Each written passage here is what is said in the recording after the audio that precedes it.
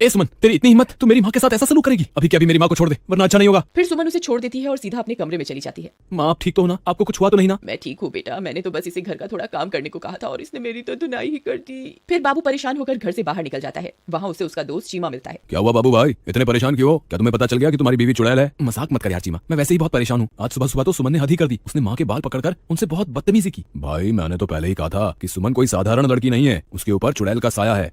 एक बहुत आसान रास्ता है, अगर तुम उस चुड़ैल के सामने आईना रख दोगे तो तुम्हें उसकी असलियत उस आईने में दिख जाएगी। फिर वे दोनों अपने अपने घर की ओर चल देते हैं। रात होने पर बाबू सुमन के लिए एक फूलों का गजरा लेकर घर पहुंच जाता है। अरे भगवान तुम कहाँ हो? देखो आज मैं तुम्हारे लिए क्या लाया हूँ। सुमन वहाँ आती है और गजरा देखकर बहुत खुश हो जाती है। फिर वह गजरा अपने बालों में लगाकर शीशे के सामने पहुंच जाती है। तभी उसके पीछे पीछे बाबूलाल भी पहुंच जाता है। सुमन जैसे ही अपने आप को शीशे में देखती है, उसकी असलियत उसमें दिखाई देने लगती है। बाबूलाल की आंखें फटी की फटी रह जाती हैं। वह उस चुड़ैल को देखकर बहुत डर जाता है। हे भगवान, ये मैं किस मुसीबत में फंस गया? ये तो सच में चुड़ैल निकली। अच्छा हुआ तुझे मेरी असलियत के बारे में पता चल गया।